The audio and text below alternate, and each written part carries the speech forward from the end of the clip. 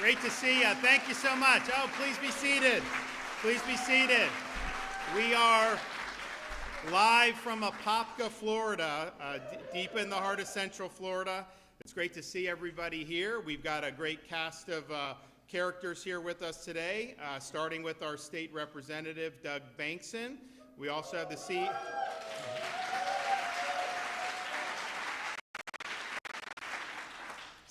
of Freeman Global Holdings and the author of Economic War Room, Kevin Freeman, who you'll hear from. State Senator Keith Truenow. And then Representatives Booth, Yakorsky, and Tremont, and I want to thank them for being in attendance.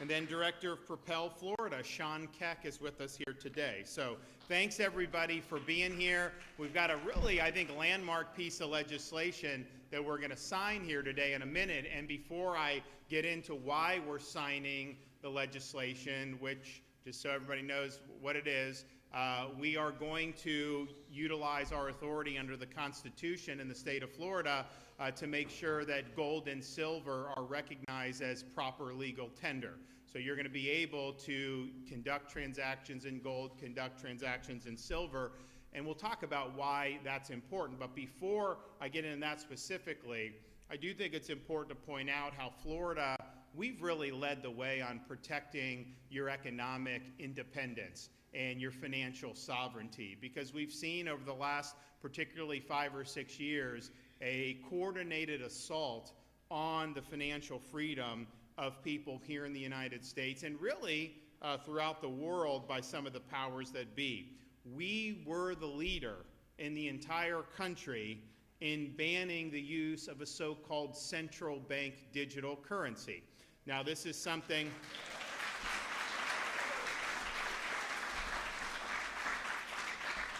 This was something that was being discussed by the Federal Reserve under the Biden administration. What it would do is, so the goal of it is to eliminate cash, force everything into a digital currency. This would be one controlled by the central bank. And why would they want to do that? Well, they have more agency over your financial independence if they do it. So we recognize it as a frontal assault on your economic freedom. They were thinking about maybe doing something through an administrative order. We made it be clear in Florida that'll be dead on arrival. We will not accept that. And Congress really, I think the idea is almost dead at this point because we led so forcefully against it. But why would they want to do a central bank digital currency? Well, it goes back to other things that we have fought, such as this whole ESG idea. You remember this ESG, environment, social governance. This was very popular in elite circles a few years ago. Not so much anymore because the state of Florida, starting in many years ago, we leaned in against this and fought back. And what were they trying to do with ESG? They basically have a political agenda, leftist political agenda. They know that agenda can't actually garner enough political support at the ballot box to be enacted. And so what they decided to do was to go to some of the major economic powers in the country and in the world, things like asset managers, big banks, all these different things, and get ESG policies put through the economy without ever having to go through a legislative assembly or anything of the sort. So you saw some banks debank people that had gun stores. You saw other groups not have access to the same amount of capital based on political affiliation. You saw them go after agriculture and traditional practices, even things like raising cattle, because they said that that was contributing to global warming. And so they wanted to do this through the economy. If you give the Fed the power of a central bank digital currency, well, that opens up so many possibilities for them. They think they monitor trends. They could say, you know, you've already bought enough ammunition this week. You don't get we're not going to process anymore. You bought firearms. You did this. You did that. You did a lot of gas for your truck. You did too much. And so it was a way for them to impose limits on what you could purchase. That's the goal of this. That's what would end up happening.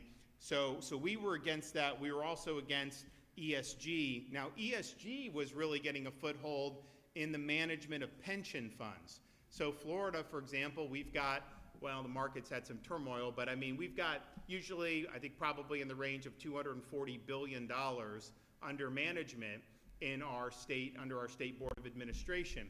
What they wanted to do, and they would have the asset managers would impose these ESG policies so they wouldn't invest in companies who the ESG ideology deemed problematic. That is displacing what's best for the beneficiaries financially in favor of this ideological agenda. So we were the first state in the country to ban ESG from use in our pension funds. We moved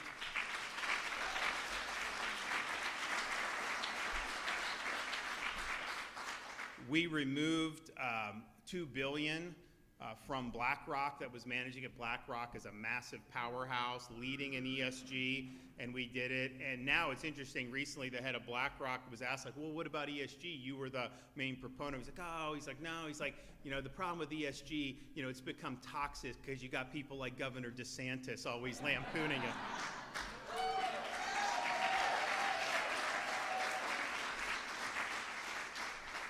But the bottom line is, it was an attempt, whether it's CDBC, whether it's ESG, to use the levers of the economy to control your behavior, to try to change society in ways that they could never get support through the normal political process to do. And we really are happy that we led the fight against all of those things. And so when you're looking at things like gold and silver, the same people that push those bad policies, they would not want you doing things like gold and silver because this gives you more independence.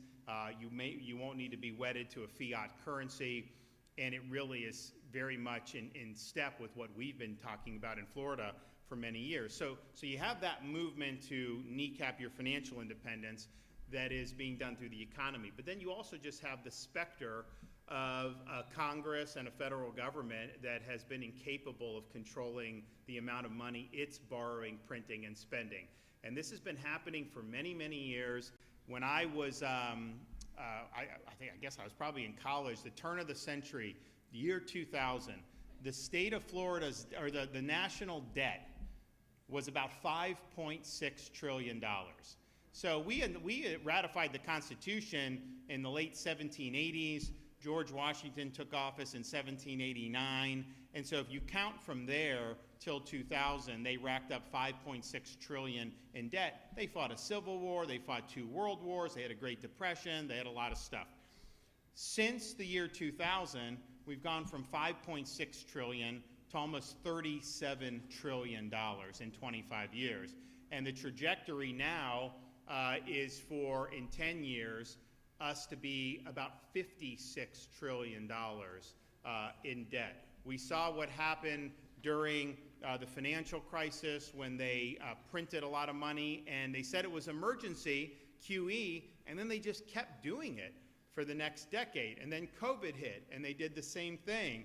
And so this is the Federal Reserve making your money less valuable. This is Congress with its borrowing and spending.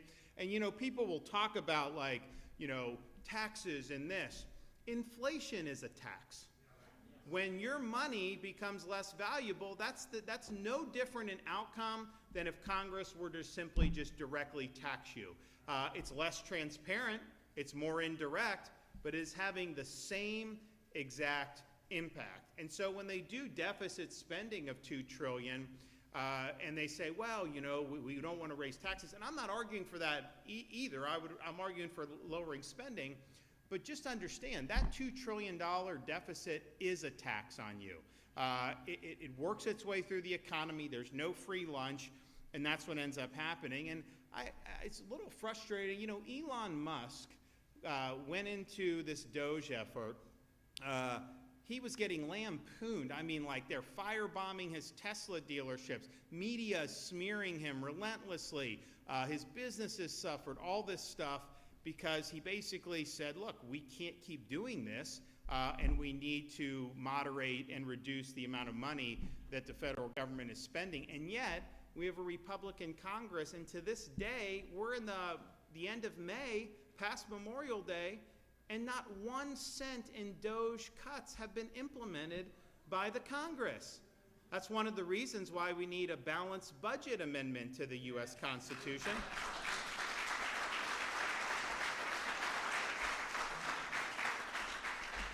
It's another reason why we need term limits for members of Congress.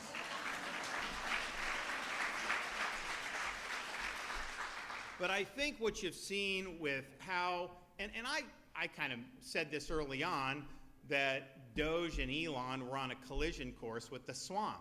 And the question is, what would happen? And I don't think there's any question that DOGE fought the swamp, and so far the swamp has won. And that's just unfortunate, but I don't think you can look at this any other way. So this is hardwired into how the people in Washington are borrowing and spending your money. But it has huge implications for the viability of our economy, our country, and everything going forward. And don't tell me it can't be done. When I became governor, so if you look at, Florida's been a state for 180 years, if you look at all the debt that's been accumulated over our entire history of statehood, just since I've been governor, we've paid off 41% of it. And we're doing more every day. So that's not adding to debt, that's reducing debt.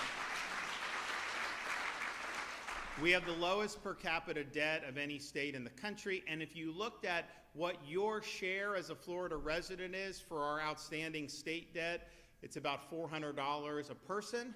What is your outstanding share for the U.S. federal debt? It's like $105,000 a person and escalating. Ours is declining. You also look at Florida, we have the lowest number of state employees per capita. Don't have a big bureaucracy. We are also the second lowest in terms of spending per capita of any of all the 50 states. We have no income tax. We have the second lowest state tax burden of any state in the country. And we're even going to take a chunk out of local because we're going to give you relief on these property taxes. We're going to get that done.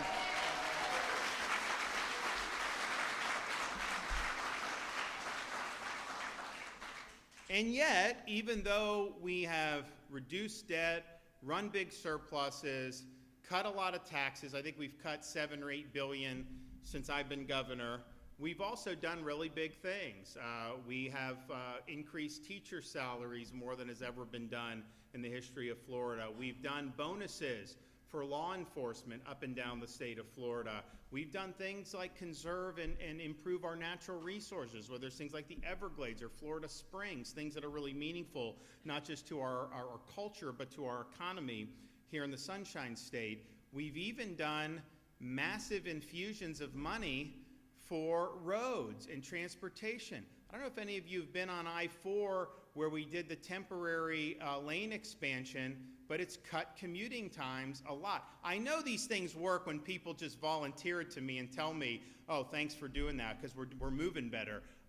And we've done video analysis. It's been good.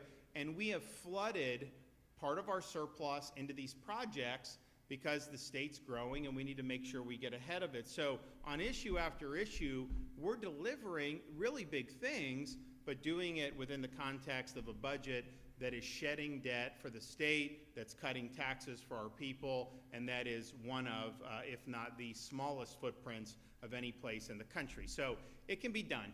Now, I don't think it is going to get done in Washington unless there's structural reform, like a balanced budget amendment, like term limits. I think the culture in Congress is very much ingrained, and I just don't see a massive difference in behavior from election to election. Who knows? Maybe we'll be surprised over the next few months. I would love to see that, but I don't think we've seen many signs of it now. So we have to assume that the borrowing, printing, and spending is likely to continue, at least for the short term. So the bill I'm going to sign today is legislation that is going to allow Florida to recognize gold and silver as legal tender in our state. And we have the ability to do that under the federal Constitution. There are only 2 states that have done it thus far. They're smaller states. We are the first large state to step up and to get this done. And this is right out of the Constitution of the United States. So this legislation will authorize money services business like check cashers or PayPal to transmit and accept payment in gold and silver.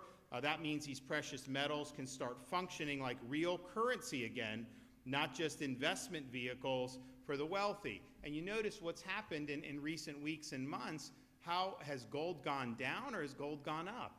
Gold's gone up big time because investors are looking at this and they're hedging against, they see the bond yields have gone up. I think they moderate a little today, but when people start seeing that, gold is a place they're going to. So it's not just an investment, it'll be something that you're going to be able to use, and it's something that is very likely to hold its value, certainly compared to fiat currency. Now, we've seen the downgrade in the credit rating over multiple administrations. We've seen a lot of problems with the DC swamp. This is our ability to give you the financial freedom to be able to protect yourself against the declining value of the dollar. And so I'm really appreciative of the legislature for doing this. I think this is something that shows Florida is continuing to lead on a lot of the issues that matter to people, and I look forward to signing this into law momentarily. But before that, I want to bring up our great state representative, Doug Bankson, and then after that, we'll bring up Kevin Freeman.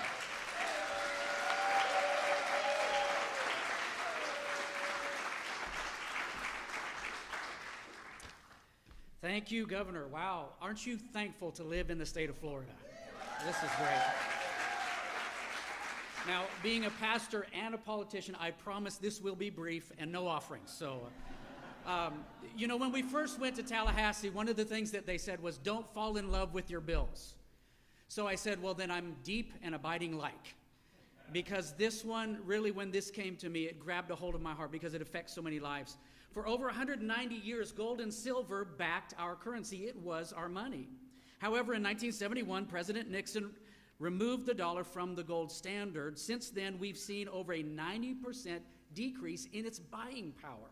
One of the illustrations that I've used with people and used in committee and with different representatives, if you bought a home in 1979, the average cost was $75,000. Those were the days. If you bought that same home, that same product now, it would be $531,000. However, if you had bought that in gold in 1979, it would have been 268 ounces. Today, if you bought that home, 268 ounces. Why? Because it's a tangible thing that has true value.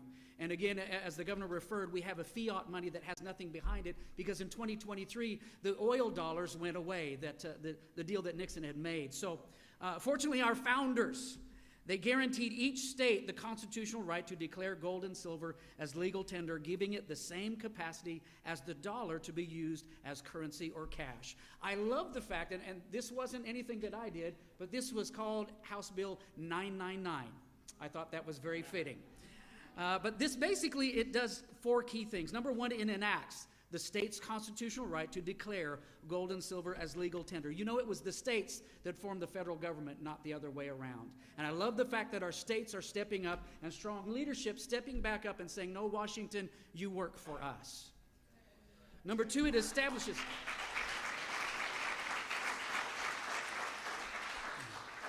Number two, it establishes the framework for depositories within the state of Florida with all the checks and balances, independent auditing, and fully insured holdings. We've all heard of FDIC. It only insures up to $250,000, but this structure will fully insure all of those holdings. Number three, it enables gold and silver as a standard weight and purity to be accessed by electronic transaction or a debit card, making it a truly functional currency. And finally, number four, it ensures the right between willing parties to transact legally with gold and silver. So simply put, it brings opportunity without obligation, fiscal stability and security, relief to the taxpayer. Can I get an amen? And will once again help Florida lead the way, becoming the gold standard for economic freedom and opportunity. You know, you can't do this without thanking the team because this is a team sport, and I love the team. First of all, I want to thank publicly Kevin Freeman, Mike Carter. You guys are just champions. And this is where the idea initially came to me. Someone sent me, Art Alley, I think he's here somewhere in the room, sent me the transcript to your new book that now is published. And as I read through that and I saw that we had this opportunity in the Constitution to enact this, I immediately wrapped my heart around it. We reached out to you and you came and began to share this with our legislators here. And so thank you so much. And Marnie, I mean, you're the class of this act right here. That's Kevin's wife. Thank you for being here and all that you have done across the nation to put this forward. Senator Rodriguez, she's not able to be here. I believe her aide is. But it's exciting to work together across on the other side, with the Senate and see something great come. In fact, we passed 2 bills. You've already signed one, the tag flipping bill, if you've heard of that one. I also want to thank Representative Chip LaMarca. You know, when I came in as a freshman, I looked for someone who had some class and some clout that could help me sell this bill all across the room.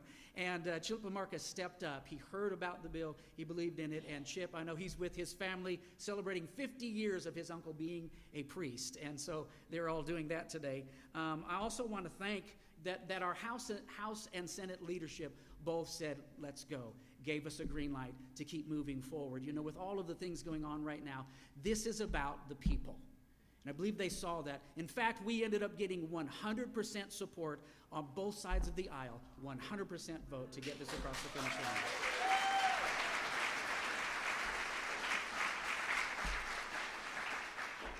Now, this doesn't happen without staff, and I'm going to embarrass somebody real good because my legislative aide, Nicole Kennedy,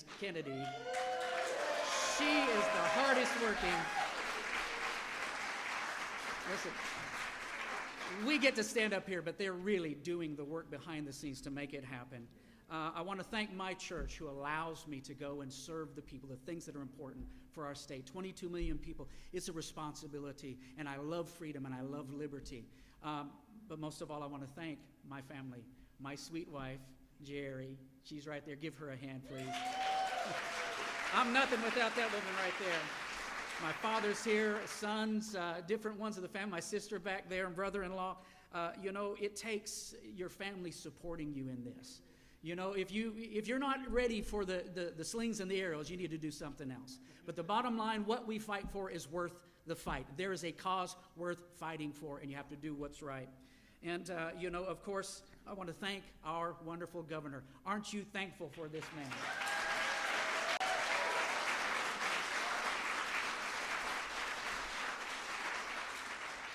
I'm grateful for the bold leadership, unbending and unwavering in the face of opposition. If it's right, you do it, and that's the right thing to do. And finally, I want to thank God. You know,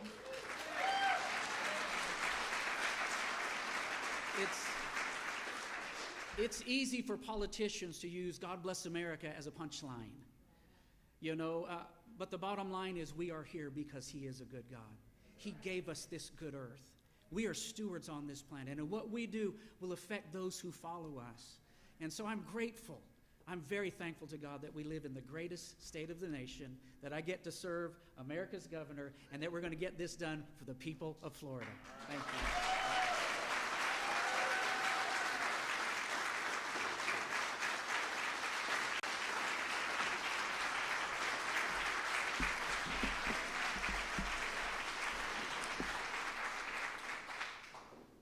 Well, good afternoon, and thank you, Governor, and thank you, Representative Bankson. It's an honor to be here in the free state of Florida for HB 999, a new law that can truly bless real people. It was more than 50 years ago that my father came into my bedroom and said, President Nixon took us off the gold standard, and he warned of inflation, and since then the dollar has lost 90% of its purchasing power. What cost a dime then costs over $1 today. Think of a Hershey bar. It was 10 cents when I was 10 years old. But there is good news. With this signing, Governor DeSantis will make it possible for anyone to have their own personal gold and silver standard. By making precious metals transactional under state authority as required by the U.S. Constitution, Florida enters a new era of economic justice and real prosperity. This has been a dream of mine since I was 10 years old. This is why I became an economist. I've spoken about it, debated it, written about it, and 2 years ago, I shared this idea with your governor at Liberty University. Shortly after that, with his encouragement and inspiration, I wrote the book Pirate Money to explain how it might work. And a literal army of people came alongside, starting with my wife Marnie and my business partners Mike Carter and Russell Lake, and fabulous peer teams. Art Alley of Timothy Plan introduced me to legislators like Representative Bankson at the Governor's Club, and the wonderful people of Florida read the book and advanced the cause, making it happen. I can't take credit for the idea. It was the founders, based on their reading the Bible. You see, God hates dishonest weights and measures. He wants money to be fair for all people. And with the way the federal government racks up debt and creates money from nothing, it has been far from fair. This law, once signed, will give people a choice in how they hold their money and how they spend their money. It's going to open amazing doors for Florida, and it'll provide security for all Americans. Arkansas and Missouri have passed similar legislation, and the Texas Senate is voting today, with Louisiana and Ohio and others possible. But this legislation is groundbreaking. It's comprehensive, and it's powerful. Every state can make gold and silver legal tender, and with modern technology, you can spend it with a debit card, allowing for use for everyday transactions. Governor DeSantis, you're a true leader, and this legislation is groundbreaking. This is patriot. It's a patriot money movement that may answer the question, what's in your wallet?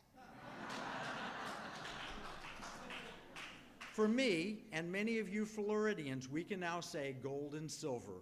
This is pirate money. Congratulations. All right. Arg! Stay up here. You guys want to come?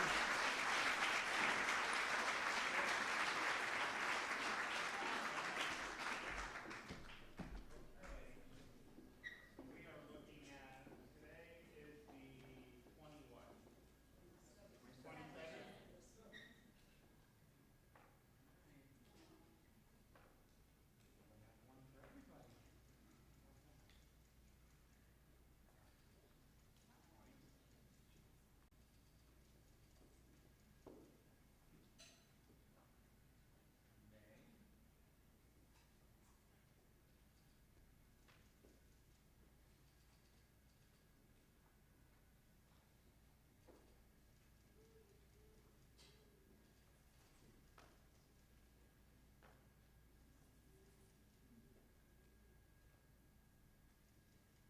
All right. Who wants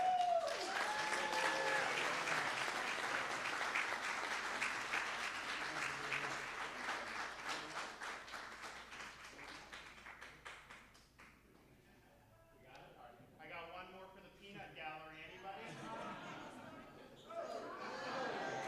Here we go. There you go.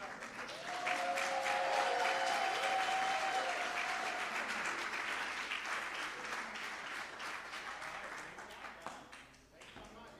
Absolutely. Good job. Well, this is exciting. It's Florida leading again on something that I know is very important to a lot of people. And I mentioned in my opening remarks, but we have an opportunity, now, at least temporarily, but certainly as we go to the ballot next year, on protecting, giving people constitutional protections for their own property, and really strong protection with this whole property tax situation. So we're working hard on it. It can absolutely be done. Don't let anyone tell you otherwise. And I think that's the best way that we can relieve the burden on folks. There's been a lot of increases in prices over the last 4 years plus, and we know there was a lot of reasons for that. The housing situation is one where there's a lot of people that wanted to move to Florida. Part of it was inflation. There's a lot going on. And you could be living in your house, and all of a sudden they're telling you it's worth twice as much and that you have to pay more tax. And that's not easy for people. And they will never assess it lower if the housing market tanks. They'll only assess it higher if they can get more tax money from you. So we're on to that, and we're going to do something about it. So we'd appreciate your support for that. And you got great legislators here who I know want to do it, but we need to make sure everyone in the legislature is on board for property tax relief. Okay, we got any questions back there? Governor, you have been pretty in tune with the situation involving the Tampa Bay Rays and the Orlando Dreamers. We're wondering if MLB has been in touch with you and made any requests out of you, or if I have not asked them for anything. I have been in touch with them, not necessarily recently, I mean, probably a couple months ago, but I think I can say publicly, they told me, you know, we are not allowing this team to leave Florida, because I think they understand that this is the fastest growing state. It's the third largest state in the country. To have a major league team leave, like, that's not something we want, obviously, but actually is bad for the league. It makes baseball look poorly that they couldn't hack it in really big markets. And so this, what I've said on the state, we are not taking your tax dollars to do any stadiums at the state level. Just not going to happen.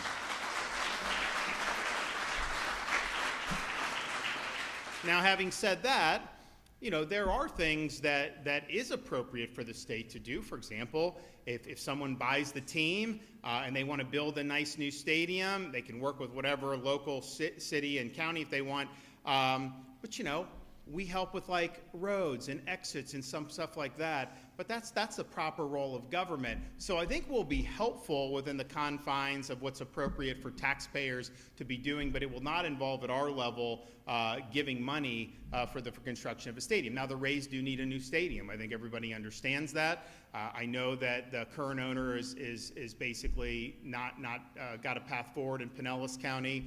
I think that there's the goal would be, if there's a new owner, to then have an ability to do a stadium in a place that would be economically viable. And I think you can do it. I absolutely think it can work. You know, we've now become the hockey capital of the world in the state of Florida. I mean, it's incredible. So you got the Panthers, you know, they're lighting it up. I think they're up, what, 3-1, or they're up in that series big. The Lightning have had a great run, but what's happened is, as someone that grew up in the Tampa Bay area, there were probably 10 times more baseball fans than hockey fans when I was a kid. And yet, those hockey games do very well because, one, I think they had an owner that leaned in and really wanted to make this part of the community. Two, it was in an area where there's other things to do, so it was kind of like the place to be. And people would want to go, even if they weren't huge hockey fans, people liked it. I think you can absolutely do that with baseball. Look what Atlanta did with this battery that they have around the stadium. People go because there's like bars and restaurants and shops and stuff like that, and they've really made it an experience for folks. And so that, I think, is the goal. So I don't know what's going to happen. You know, I've been being told for years that the Rays were likely to be sold soon, and it hasn't really happened. You know, maybe we're getting closer to that now. But I'm confident that the team's not going to leave Florida. Obviously, the Tampa Bay area has had it for a long time, and I've told people I'm not saying, you know, it should be in St. Pete, Tampa, Orlando, or any of that. My job as governor is to sit there. If I can be helpful to keep it in Florida, then I'm going to do that. Governor, I did an article on this issue for the Epic Times, and one concern that I got from talking to a lot of people is that the IRS still likes to tax these fictional games on gold or silver. Can you speak to how states could deal with the Trump administration to try to remove that issue? Yeah, I mean, well, one, this makes sure there's no sales tax in Florida on it, which I think is important. And I think this is in keeping with a lot of what the Trump administration's policies have been. They've embraced things like Bitcoin, for example, which is also a hedge against the fiat currency. So I don't think it would be something that would be out of character for where they've already gone. And I think as more states do this, I think they likely will be in a position where they'd probably want to act. So I feel good that we could probably get the feds to clear the way on this under current arrangements. R.C. Williams, Watchman Action. What's the next step in the state to make it fractional, transactional, and so on, as Kevin mentioned?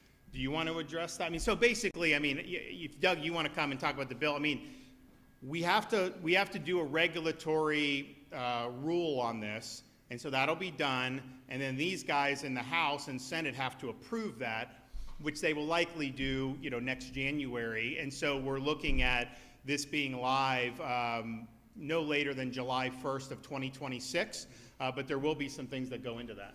Yeah, you basically hit it there. Bottom line is we gave within the bill the guidelines for Office of Finance Regulation.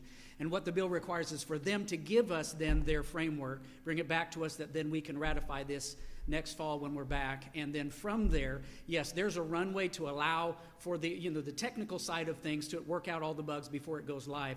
At the same time, at that point, we may have the ability to pull that back. I'm hopeful, Governor, to move that back to at least April 15th. that day might be a good day to move this back. So. We'll see. Good.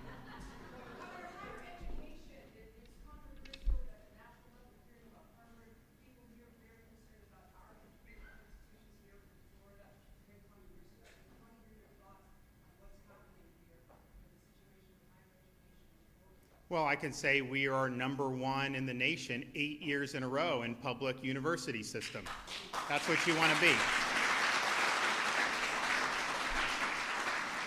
We've done a lot of things that have been path-breaking, and now I think you're seeing the Trump administration really lean in. And there have been articles, Wall Street Journal, I think a month or two ago, and then even the New York Times saying, you know, if you want to see the direction, look to Florida and look what we've done. And the New York Times is kind of like pointing out these things, like, and they're trying to say how bad it is, and like our voters are like, yes, thank you for doing that. But some of the things we did is one, we just laid down a marker. The goal of our university system is education, not indoctrination. We are not going to go down the road of a Columbia University or some of these places which their whole academic programs have really been corrupted by ideology. We were the first state in the nation to eliminate DE&I from our public university system. We did that years ago.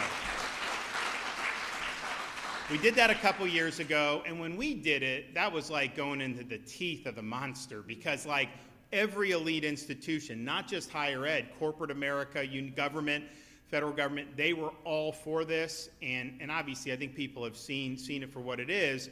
So we really led, but in 2023, for us to do that, that was, we were standing alone at the time. Now the winds have shifted, and we've got the wind at our back on that. We've also recognized that universities, public universities, need to serve the interests of the people of the state of Florida. It's not just they have a right to just do whatever they want, and these faculty can do whatever they want and then get money from the taxpayer without any accountability. That doesn't work. If you want to start your own private university and do that, that's fine. But in a public university, our goals are, we want people, we want academics focused on the pursuit of truth. We want to make sure that the programs are rigorous, and we want to make sure we're preparing our students to be citizens of this republic. Now, that was really what higher education was always through most of Western history until relatively recently, maybe the last many decades. And so we said that higher education has gone off kilter, and we're going to get it back on track. Now, part of the way you do that is to recognize that ultimately you can't have a situation where good professors who reject the prevailing campus leftism are blackballed by the existing faculty and not allowed to come in and get a tenured position. So what we did is two things. One, we now have law in place. All tenured professors must undergo review every 5 years and can be let go for poor performance. Now that was, no one thought that was possible just a few years ago. The other thing we've done is we have taken the hiring and put it into the hands of the boards of trustees and the university presidents. So for example, you can now go, Florida State as president can go, if you want to hire somebody from Georgetown, you can do it, the board can do and approve it, and the faculty aren't allowed to blackball somebody who doesn't have the right, because basically academia is, if you say what you really believe and it conflicts with orthodoxy, you're in trouble.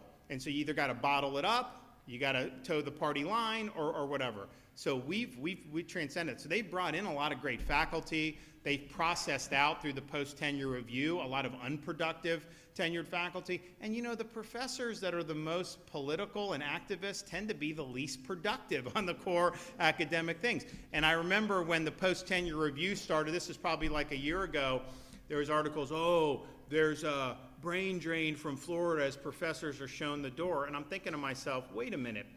If Marxist professors are leaving Florida, that is not a bad thing for Florida. That is a good thing for Florida.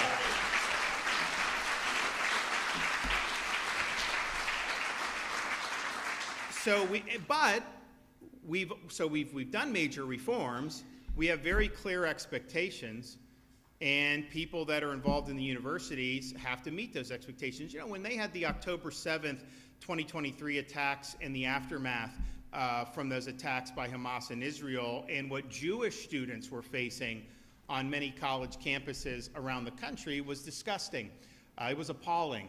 Yeah, you didn't see that in the state of Florida. You didn't see Columbia University in the state of Florida. And the reason is very simple. It wasn't luck that we didn't have it. It was just the simple fact that if any university president in our state allowed their university to turn into another Columbia, they would no longer be president of one of our universities, and we would make sure of that very quickly. So, well, thanks, everybody. It's great to see you. We'll be back soon. God bless you. God bless the free state of Florida.